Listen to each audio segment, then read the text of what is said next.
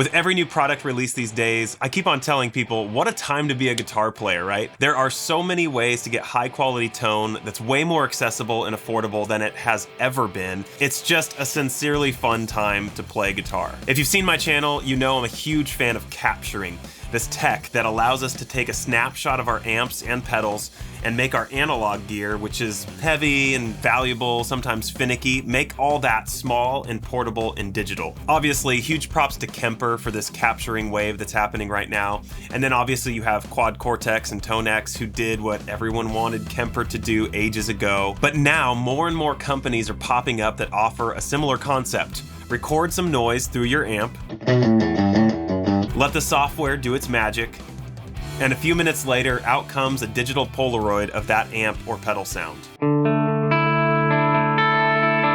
And so yes, this video today is about a new player in the capturing game, STL Tones Tracer.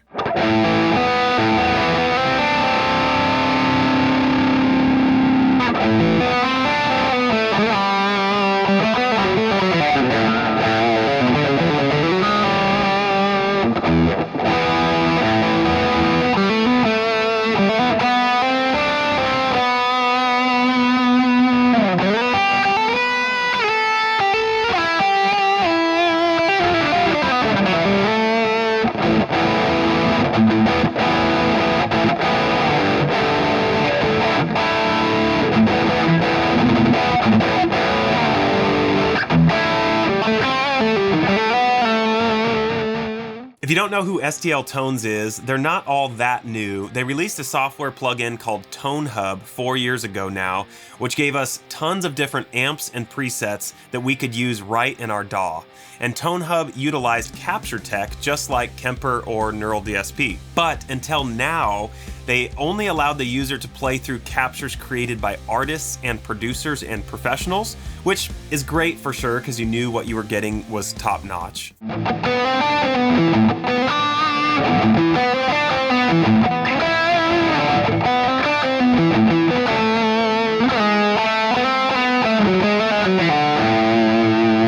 But of course, everyone at home with a good amp or two was probably dying to capture their own amps. So STL Tones has finally released their new ToneHub 2.0 plugin, which allows users like you and me to trace our own amps. Yes, with the new capturing platform, we get a new verb too. We had profiling, capturing, modeling, and now we get tracing.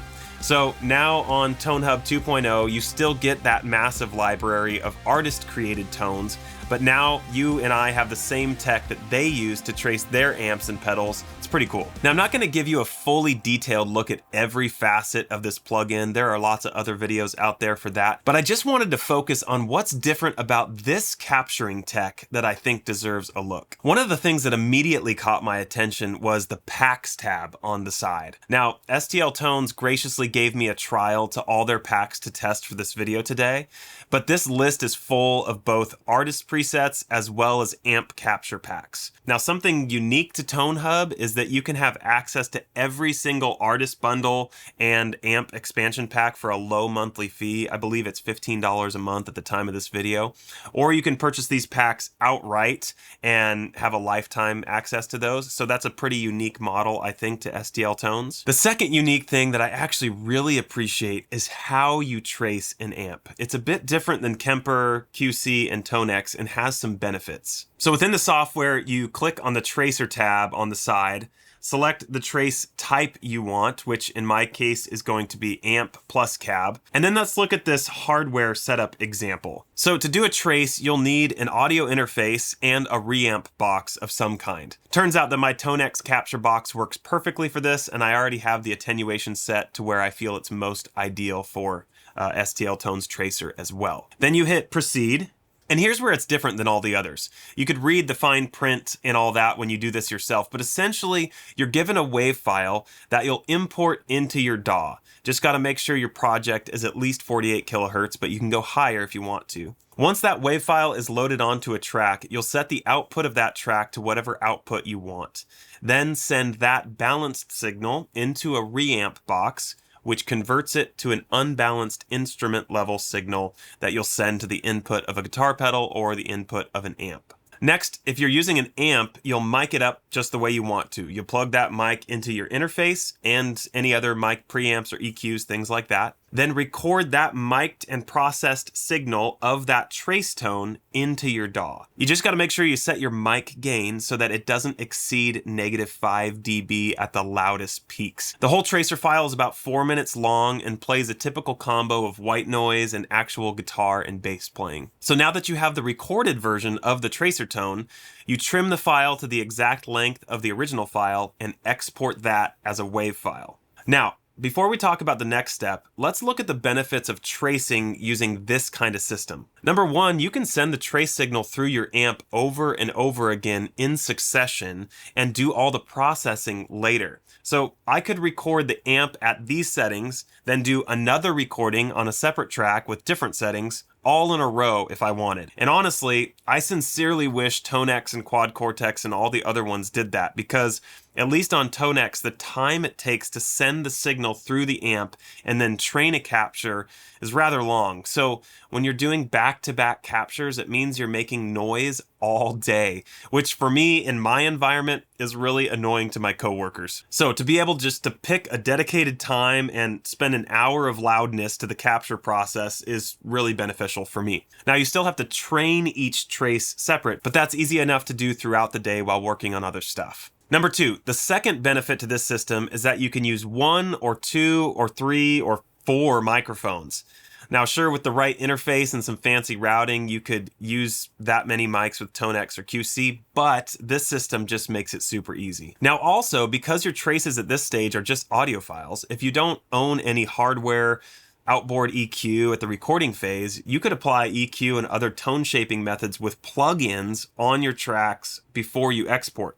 Now, obviously, time-based effects like modulations, reverbs, delays won't work, but essentially, you're able to shape the tone of your traces before they get processed, but after they were recorded, which means if your trace didn't come out how you liked it the first time, you could go back to the original file and try some different EQs on it and try it again without having to recapture your amp. But you may not even need to do that because of something that STL Tones calls adaptive tracing, which we're going to look at in a second. But before I get ahead of myself, let's look at the fourth benefit to this system, which is the training time. To train a file, go back to the ToneHub plugin and click Import and load in the file that you just exported. And by the way, when you upload your file, it will tell you how much headroom your file has, which is a great indicator. And if it's too much, then you might have to redo it. But after that, then you click Proceed, and this is where you can choose the default time for lower gain tones or the advanced time for heavier gain tones, and you can choose to use your computer's GPU or CPU to carry the load of the training. I went ahead and did some tests for you on my 2021 MacBook Pro M1 Max, and the default GPU training time was 3 minutes and 41 seconds, and the default CPU training time was around 12 minutes, so a lot longer for the CPU. And the advanced mode on GPU was 12 and a half minutes about. I didn't even bother testing out the advanced CPU time. That would be a lot longer.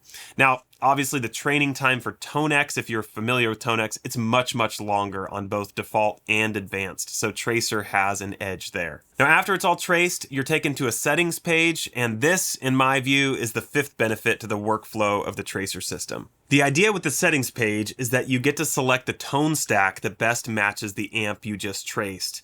And then you adjust the gain and level and EQ controls to match the amp settings, as well as mic placement and any high and low filters you may have applied. STL Tones calls this adaptive tracing, which promises to give you more accurate control of your amp tones after it's been captured. That's always been the problem with captures. Most of them are just static. What you capture is kind of what you get. Now, certainly you can always adjust the EQ in post, but it's not quite the same as adjusting the EQ on the amp itself. So what this is attempting to do is give you that realistic control back. Once you're done with all those settings, you give your trace a name and any other info and save it to a folder. Now that your trace is done, you can play with it and start tweaking all those amp settings, which I did find to be pretty responsive to how my amp and how a speaker cab would react. Sweeping through different mic positions is super insightful as to how mic placement affects tone, and to me, it feels pretty natural.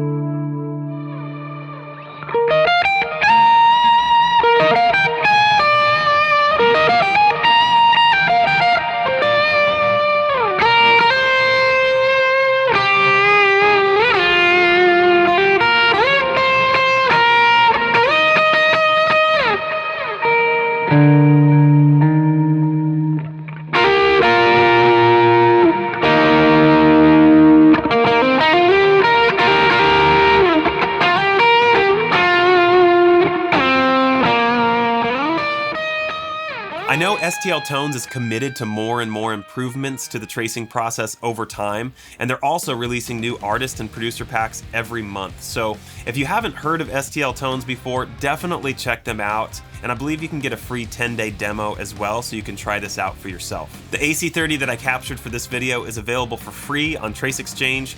Just search ToneShepherd and you can try them out yourself. I also have this amp and more presets available on my website for Tone X and Quad Cortex, Strymon pedals, and more if you want to check out all that there too. Huge thanks again to STL Tones for letting me try this out and sponsoring this video.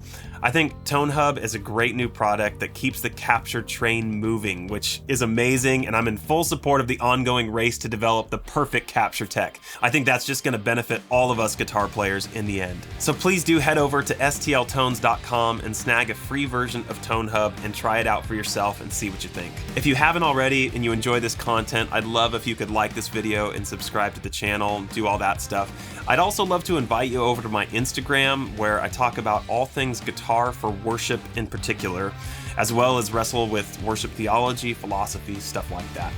If you're into that kind of content, then I'd be honored to chat with you over there as well. But have a good one, be blessed, and I'll see you in the next video.